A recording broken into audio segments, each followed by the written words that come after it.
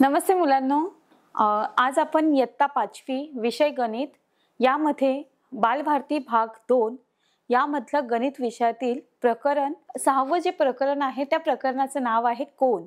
तर बघा, कोन या घटकाचा आपल्याला आज अभ्यास करायचा आहे. त्यामध्ये अभ्यास, सराव, खेळ व परीक्षा तसेच प्रश्न उत्तरे इत्यादी टॉपिक आपण पाहणार आहोत. तर सर्वप्रथम आपण अभ्यास या घटकाचा अभ्यास करणार आहोत. तर यामध्येच बघा मुलांनो, प्रस्तावना या पाठाची आपण पाहणार आहोत की या प्रस्तुत पाठामध्ये आपल्याला काय शिकायचं आहे.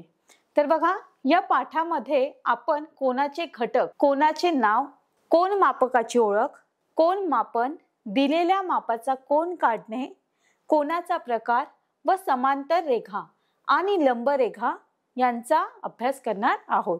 तर प्रस्तुत पाठामध्ये आज आपण कोनाबद्दल माहिती घेणार आहोत की कोन कशाला म्हणतात. बघा, कोन मापकाची ओळख, कोनाचे घटक कोणते आहेत, कोनाचे नाव कसे असते किंवा नाव कसे लिहितात, तसंच कोन मापकाची ओळख घ्यायची आहे करून, कोन मापन व दिलेल्या मापाचा कोन काढणे, लंब रेखा तसेच समांतर रेखा या सर्व घटकांचा आपल्याला काय करायचंय मुलांनो, अभ्यास करायचा आहे. तर आपण पाठाला सुरुवात करूया. बघा, स्पष्टीकरण आपण पाहणार आहोत मुलांनो. हा काटकोन त्रिकोण आहे. बघा, काटकोन आहे. हा काय आहे? काटकोन आहे. हा लघुकोन आहे आणि हा विशाल कोन आहे. हे आपण मागच्या इयत्तेमध्ये अभ्यास केला होता याचा.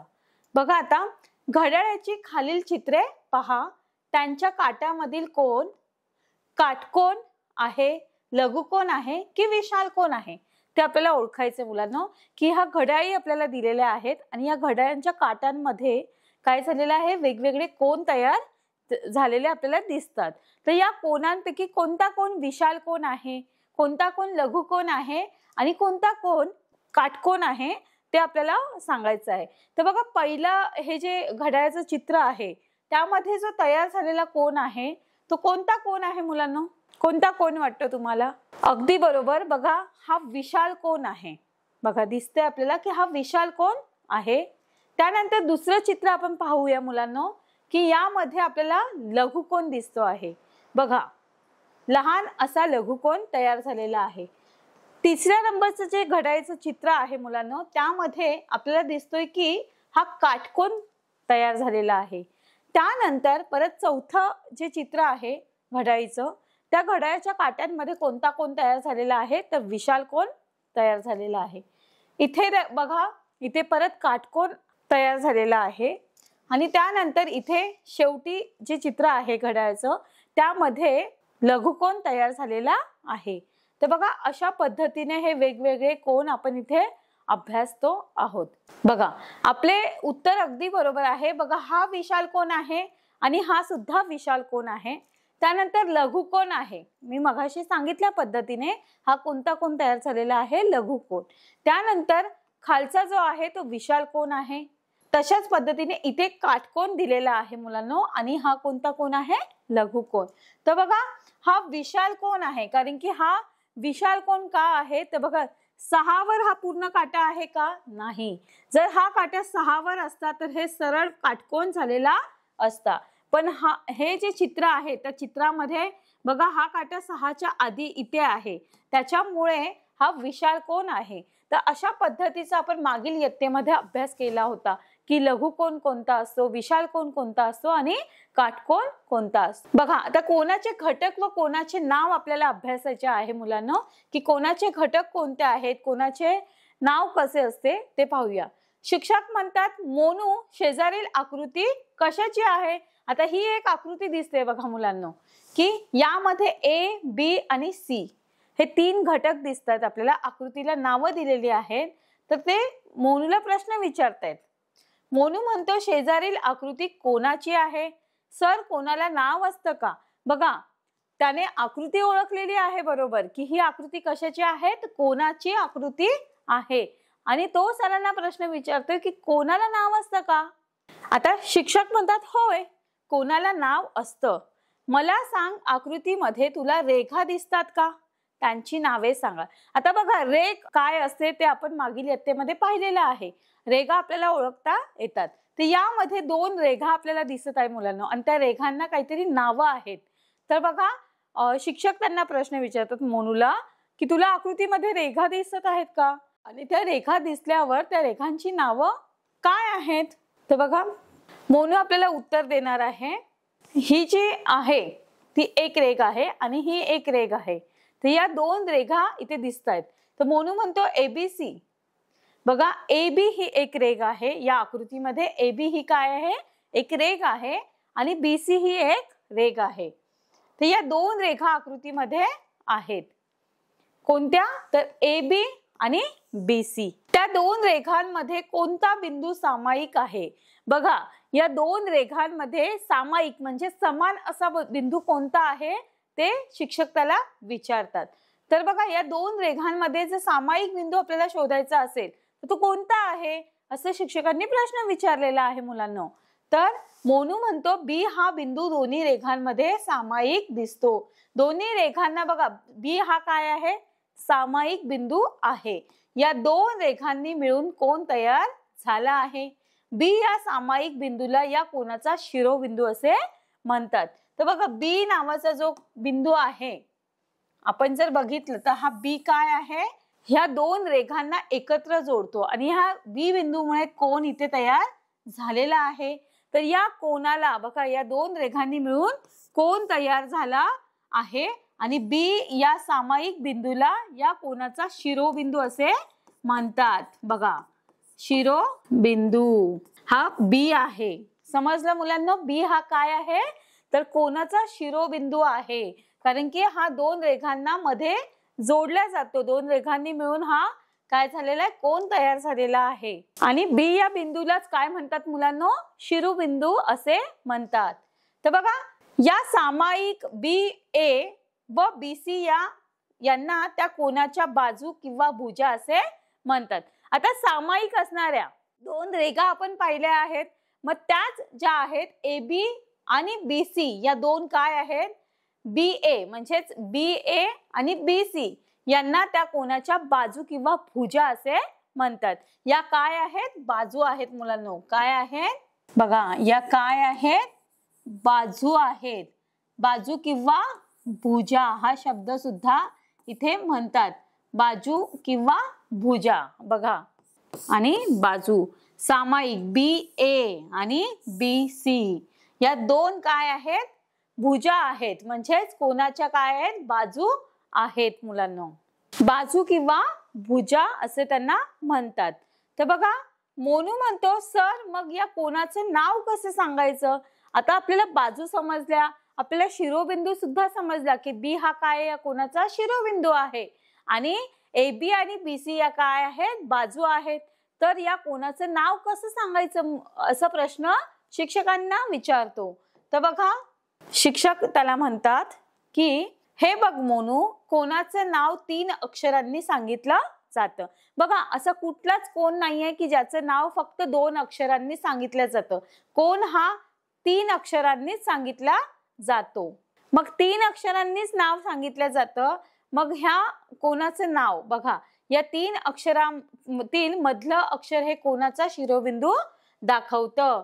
की कधीही लक्षात ठेवा मुलांनो की हा जो बी आहे हा कोनाचा काय असतो, शिरोबिंदू असतो आणि तो मध्येच असतो. त्यामुळे कोनाचं नाव सांगताना तो ABC किंवा CBA अशा पद्धतीनेच आपण कोनाचं नाव सांगू शकतो. म्हणजेच सर कोनाचं नाव ABC असंच ना. बघा अगदी बरोबर बोललाय तो की कोनाचं नाव काय आहे, ABC. कोनाचं नाव सांगताना कोन ABC असं सांगतात. मग कोन ABC काय म्हणतात, कोन ABC अशा पद्धतीने त्या कोनाचं नाव सांगितल्या जातं. बघा कोन ABC. आता मोनू म्हणतो सर कोन ABC असं न सांगता कोन CBA असं सांगितलं तर चालेल का. अगदी बरोबर प्रश्न विचारलाय त्याने. बघा की CBA. तर शिक्षक म्हणतात होय चालेल. कोन ABC किंवा कोन CBA अशा दोन्ही पद्धतीने कोणाचं नाव सांगता येतं. की कोन हे 2 पद्धतीने आपण सांगू शकतो कोणाचं नाव. की कोन काय आहे, कोन A B आणि C किंवा कोन CBA. ह्या अशा पद्धतीने आपण कोणाची नावं सांगू शकतो. कोन ABC किंवा कोन CBA. अशा पद्धतीने या दोन्ही पद्धतीने कोणाचं नाव सांगता येतं. आता कोन या शब्दासाठी हे चिन्ह वापरतात. बघा, आपण कोन हे शब्दामध्ये लिहू नाही शकत. आपण त्याच्यासाठी एक चिन्ह दिलेलं असतं मुलांना आणि ते चिन्ह आपल्याला काय करायचं असतं, तिथे वापरायचं असतं. म्हणजे कोन हा शब्द लिहिताना आपल्याला हे असं चिन्ह म्हणजे जे आहे बघा, कोन हे चिन्ह असं AB आणि C किंवा कोन CBA. तर ह्या दोन कोनांचं आपण कोन ह्या शब्दाच्या जागी हे चिन्ह वापरून कोन हा शब्द लिहू शकतो किंवा हे चिन्ह आपल्याला वापरावं लागतं. कशासाठी, तर कोन या शब्दासाठी आपल्याला हे चिन्ह वापरावं लागतं. या चिन्हाचा वापर करून कोन ABCचं लेखन कोन ABC असं करतात. तर या चिन्हाचा वापर करून जसं आपण बघितलं की हे काय दिलेलं आहे, अक्षरामध्ये दिलेलं आहे मुलांना कोन ABC. पण इथे आपल्याला लेखन करून कसं लिहिता येतं, कोन ABC असं लिहितात, असं वापरतात. बघा इथे दिलेलं आहे आपल्याला की कोन ABC. आता बघा, आपण कोणाची ओळख करून घेतली, आपण कोणाची नावं बघितली, आपण कोणाच्या भुजा म्हणजेच बाजू बघितल्या मुलांना आणि कोणाचा शिरोबिंदू, बरोबर, या पद्धतीचा आपण अभ्यास केला. आता आपल्याला कोनमापकाची ओळख करून घ्यायची आहे. तर बघा, कोनमापक म्हणजे काय, तर दिलेल्या कोनाचे माप मोजण्यासाठी व दिलेल्या मापाचा कोन काढण्यासाठी कंपास पेटीतील कोनमापक हे साधन वापरतात. बघा, आपल्या सगळ्यांकडे मुलांना तुम्ही सगळेजण कंपास पेटी वापरतात. तर या कंपास पेटीमध्ये एक कोनमापक दिलेला असतो आणि दिलेल्या मापाचा कोन काढण्यासाठी त्या कंपास पेटीमधील कोनमापकाचा उपयोग आपल्याला होत असतो. तर बघा, हे चित्र कोनमापकाचे आहे. तर कोनमापक, कंपास पेटीतील कोनमापक कसा असतो, तर आपण सगळ्यांनी पाहिलेलं आहे मुलांना की कोनमापकाचं हे चित्र दिलेलं आहे. तर बघा, कोनमापक हे साधन अर्धवर्तुळाकृती असते. हा पूर्ण वर्तुळ असतो का मुलांना, नाही. तर हे काय असतं, अर्धवर्तुळाकृती असतं. तर बघा, यामध्ये आपल्याला दिसतंय बघा मुलांना की काही नंबर्स लिहिलेले आहे. बघा, कोनमापकाच्या अर्धवर्तुळाकार कडेचे समान 180 भाग केलेले असतात. बघा, आपण जर बघितलं तर इथे 180 आहेत आणि इथेही 180 आहेत. प्रत्येक भाग म्हणजे 1 अंश होय.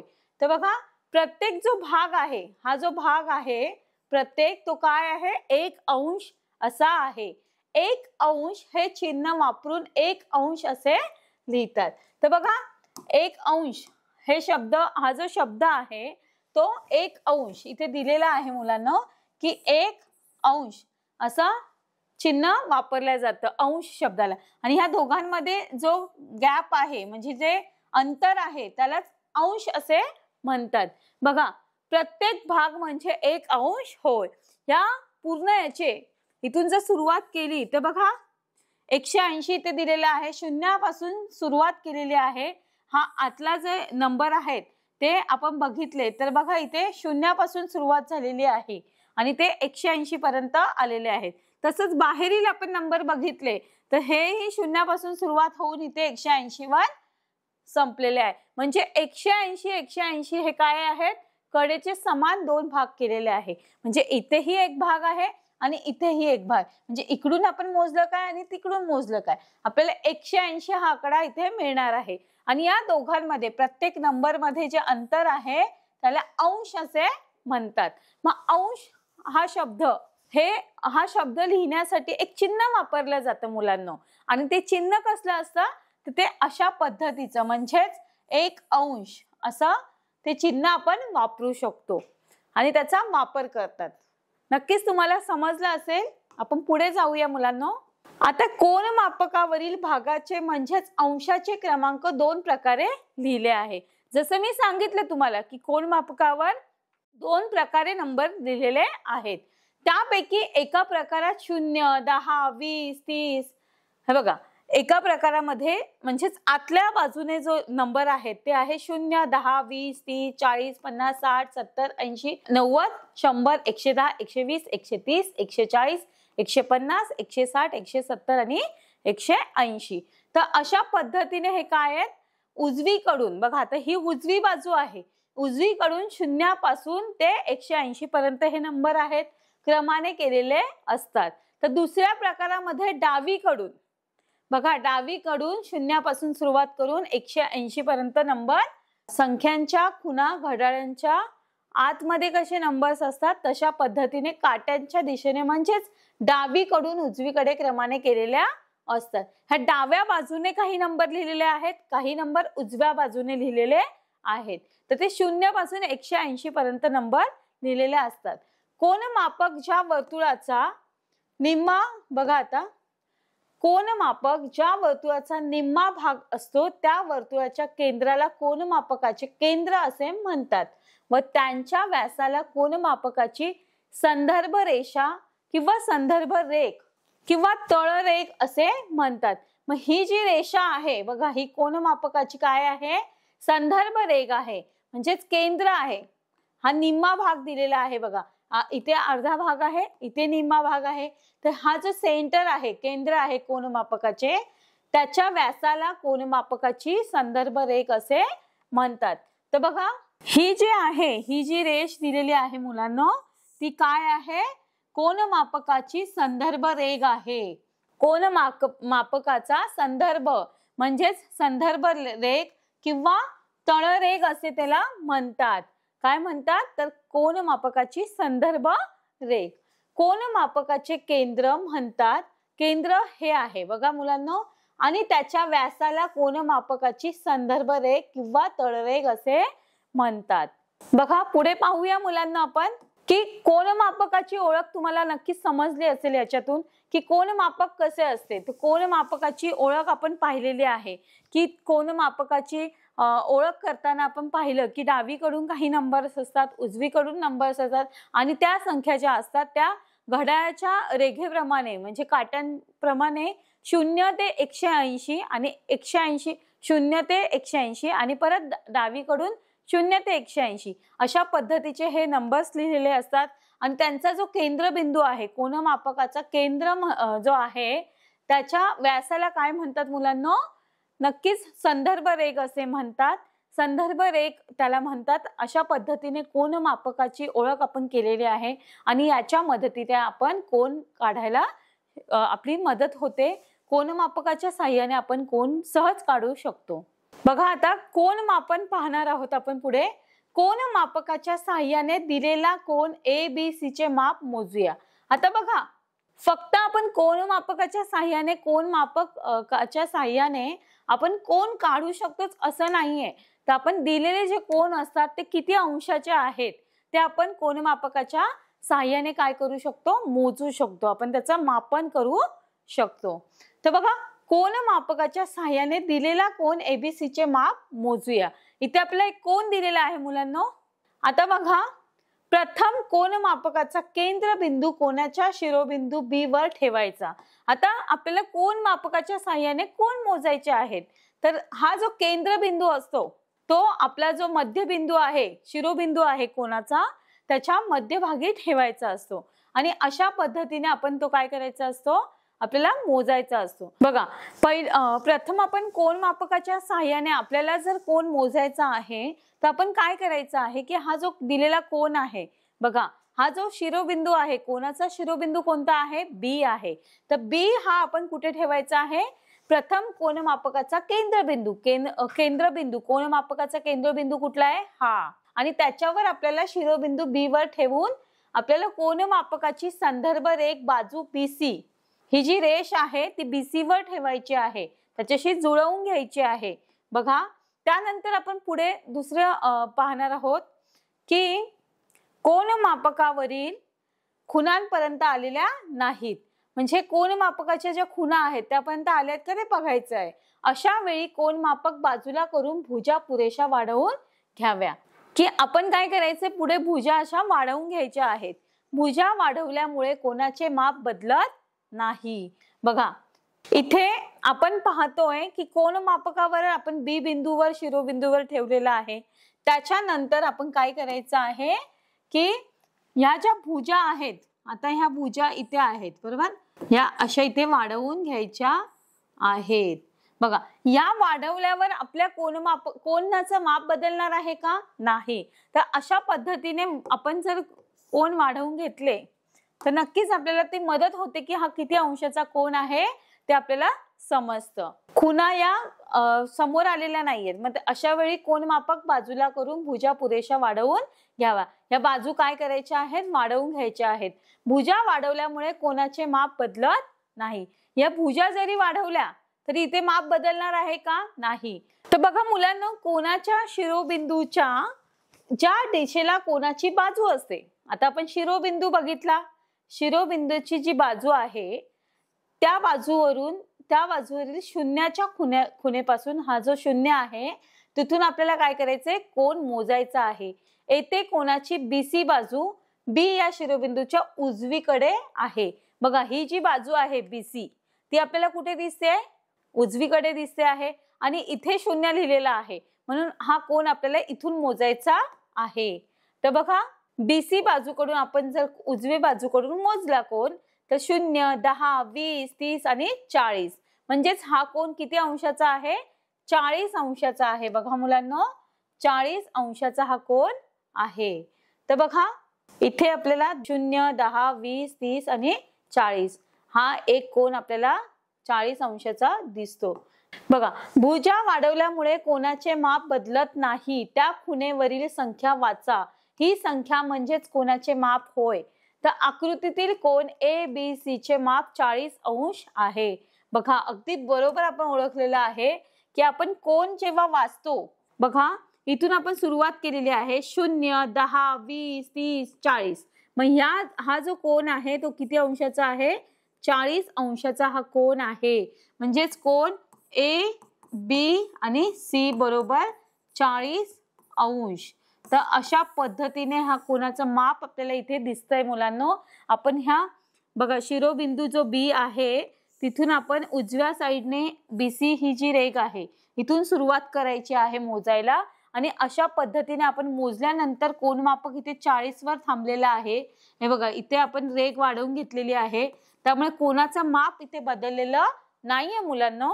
आणि अशा पद्धतीने हा कोन किती अंशाचा आहे? तर 40 अंशाचा हा कोन आहे. नक्कीच तुम्हाला समजलं असेल की कोन मापकाच्या साहाय्याने आपण कोन कसा मोजायचा आहे. तर बघा, 40 अंश दिसतोय आपल्याला. हाच कोन ABC आपल्याला त्या कोनावर वेगळ्या प्रकारे कोन मापक ठेवूनही मोजता येतो. तर आपण मगाशी BC वरून माप केलं बरोबर, BC वर आपण ठेवला होता, तर आपण त्या वेगळ्या पद्धतीने सुद्धा करू शकतो. प्रथम कोन मापकाचा केंद्रबिंदू कोनाच्या शिरोबिंदूवर ठेवा. हा केंद्रबिंदू लक्षात ठेवायचा की शिरोबिंदूवर तो कोणाचा ठेवायचा आहे. कोन मापकाची संदर्भ रेघ बाजू BA वर ठेवायची आहे. बाजू BA वरील कोन मापकाच्या संदर्भ रेघाची शून्याची खूण पहा. शून्यावर आपण काय केलेलं आहे? खूण बघितलेली आहे. बाजू BA वरील कोन मापकाच्या संदर्भ रेघेची शून्याची खूण पहा. A बिंदूकडील शून्यापासून आपल्याला काय करायचं आहे? क्रमाने ती रेघ वाढत जाणार आहे आणि कोन मापकावरील खुणा आपल्याला पाहायच्या आहे. कोनाची दुसरी बाजू ही कोन मापकावरील कोणत्या खुणेशी जुळते ते पहा. त्या खुणेवरील संख्या आपल्याला वाचायची आहे. तर बघा, आपण इथे पाहूया मुलांनो की आपल्याला बघा, आपण इथे BA वर आपण काय केलेली आहे?